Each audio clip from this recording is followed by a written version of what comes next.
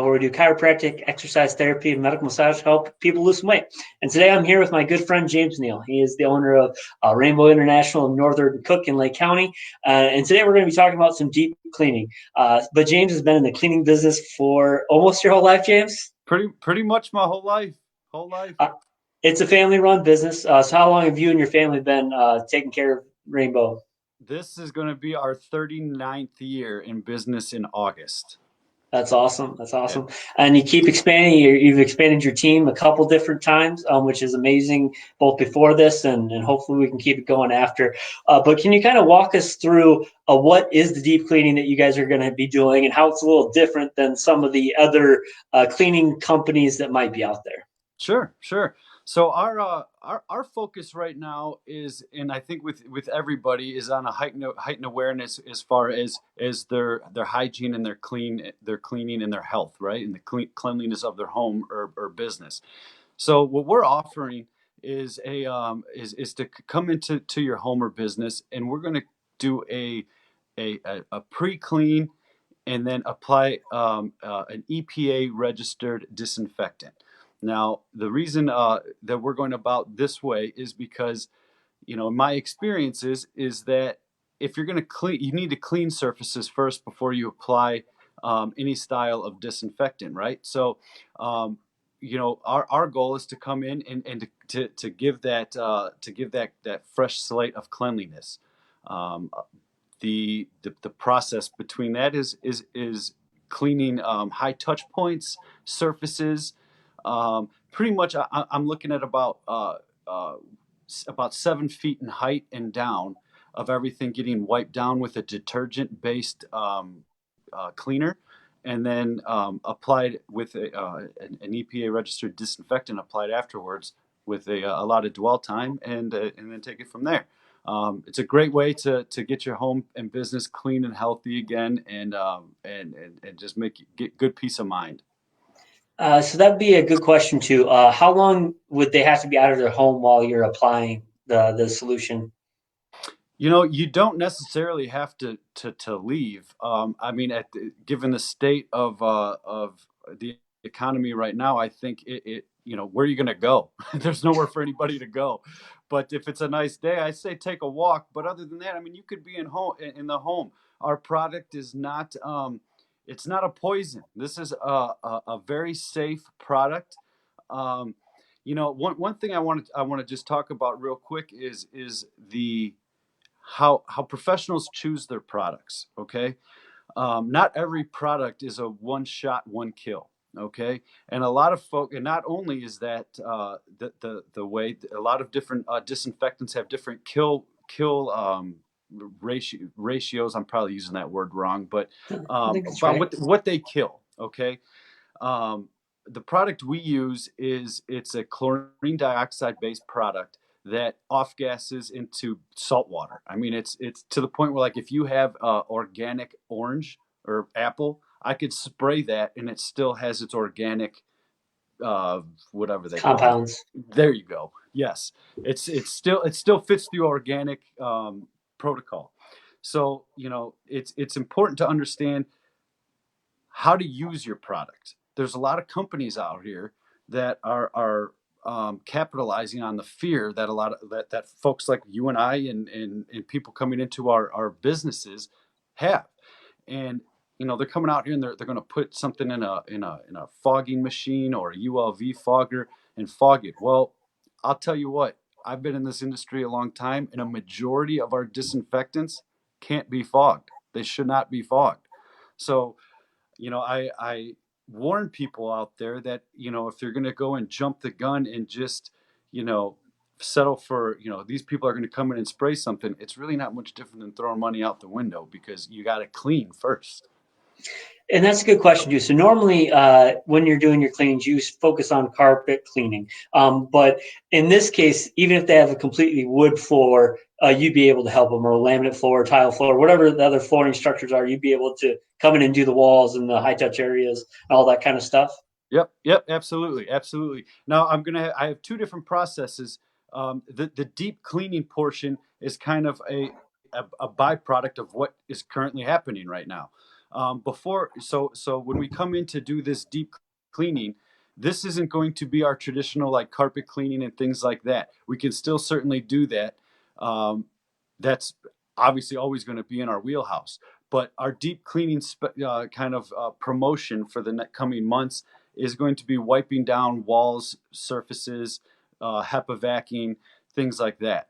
And cleaning it with the right detergents and right disinfectants, things like that. But in addition to that, yes, we clean hardwood floors, we clean the carpets. All that will be touched.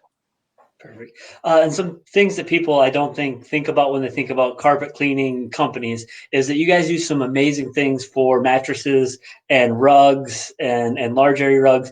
And there's a lot more traffic on these things right now than there would be typically because Sure. we're all in our houses being socially responsible. So you can go over how you clean those a little bit too. Sure, absolutely. Absolutely. As far as our carpet cleaning processes, we have been like again doing this for almost 40 years. We are trained and certified, not just myself, my entire team. And they have the capability and the understanding to know how things should be cleaned. We use a truck mount hot water extraction method.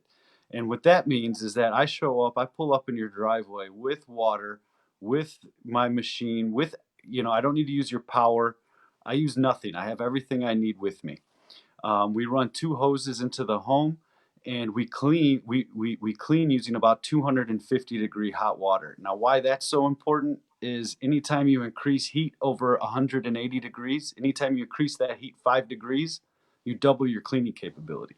So if you have, a portable extractor or something like that, you're not going to get the same type of result that you're going to get when you're using one of these types of machines. Um, Another cool thing that there's a lot of science involved in cleaning. I know it's like, well, soap and water. Well, yeah, yes and no. It's all about pH levels, and without getting too technical, you want to make sure that you don't leave too much residue left behind in a carpet, upholstery, area rugs, whatever it might be. A lot of folks think, all right, put soap in our water and let's go to clean. That's exactly not how you do that. So a great analogy I have is, we all wash our hair, maybe not daily like we used to right now, but we wash our hair. And imagine if you don't rinse your hair, right? And you keep that soap in there. By the end of the day, it's going to be grimy and sticky and nasty. So it's important to flush your residue, your detergents or your pre sprays or your soap, if you will, out. And not to backtrack, but in the disinfectant that we would apply, that has a neutral pH. And why that's important is it leaves no residue behind.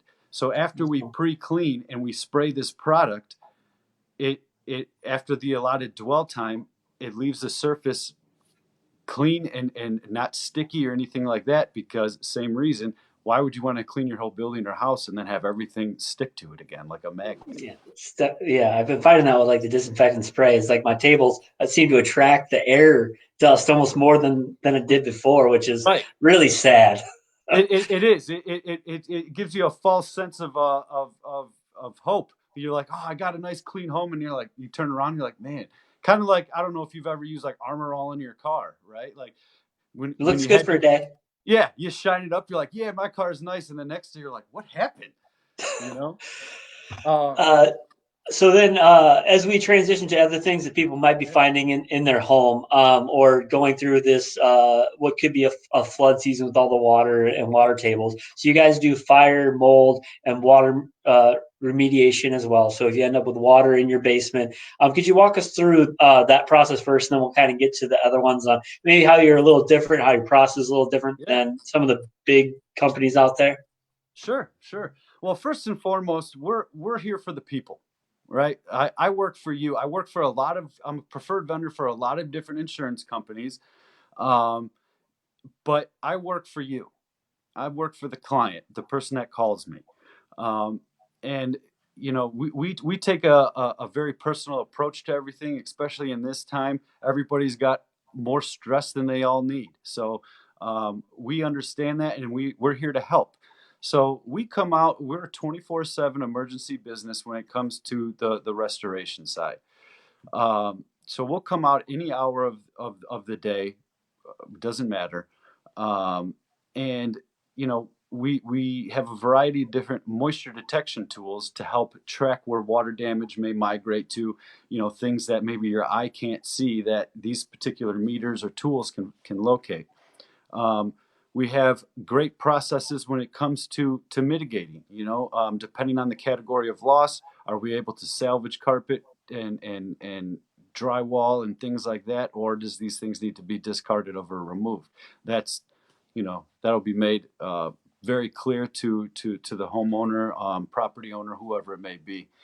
But we use science again, even on the restoration side. We use a lot of psychrometry, which is the science of drying. We don't just walk in and say, "Hey, let's get a vacuum and throw a few fans in here." That's not how this works. It's based on the cubic feet of area that's affected, based on how much dehumidification you need and linear feet of fans and things. So we're all educated and certified in this aspect as well.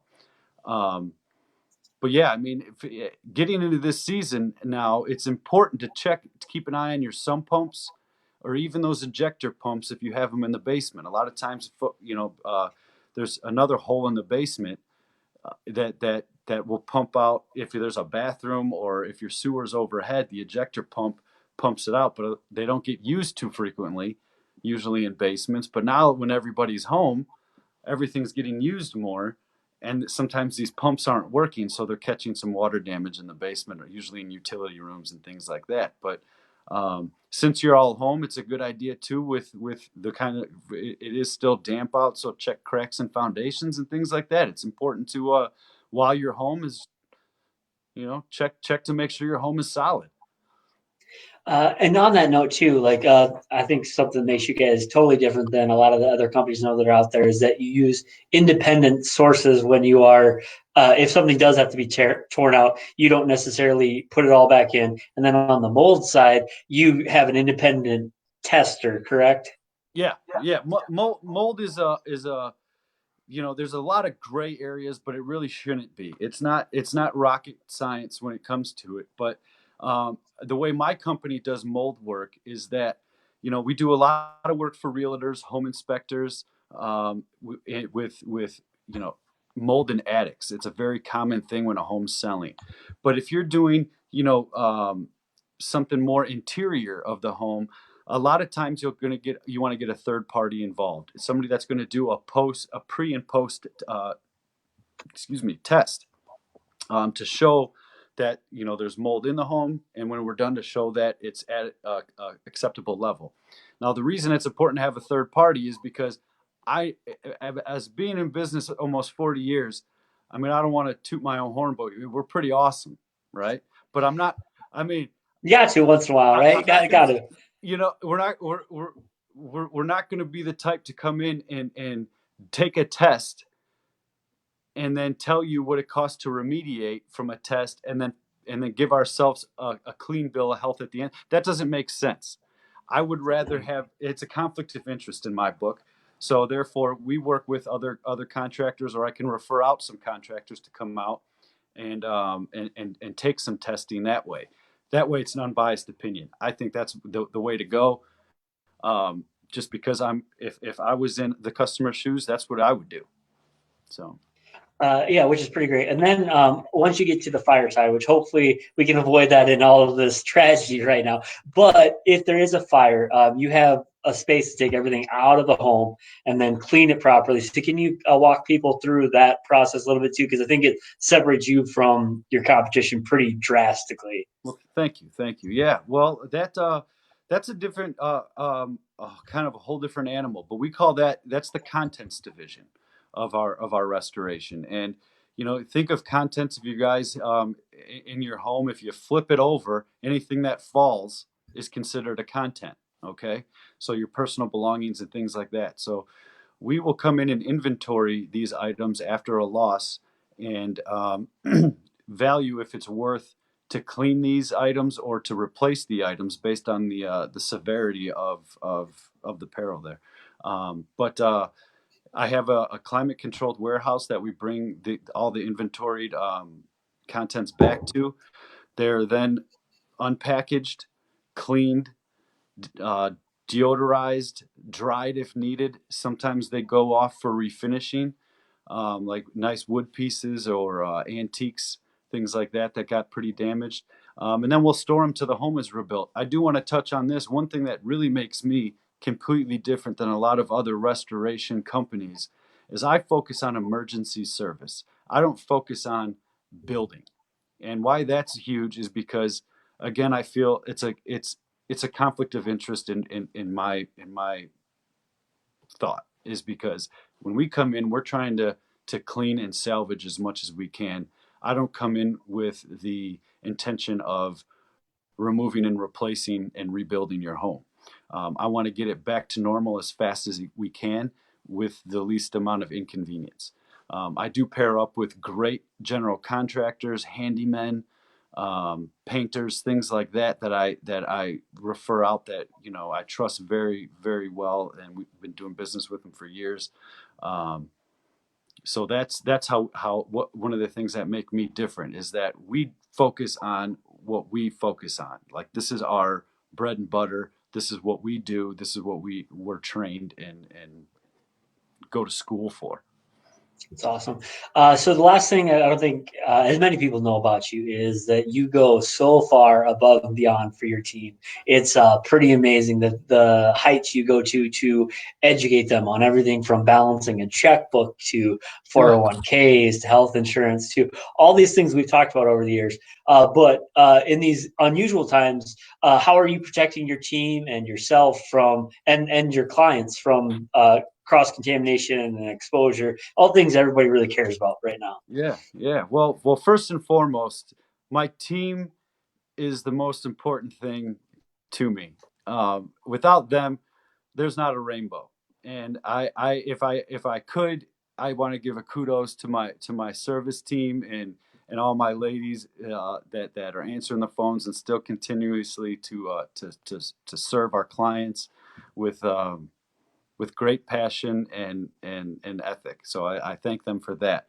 But what we do to precautions we're taking is, the team is always, when we come in, they're always taking their temperatures, just daily. We log these things.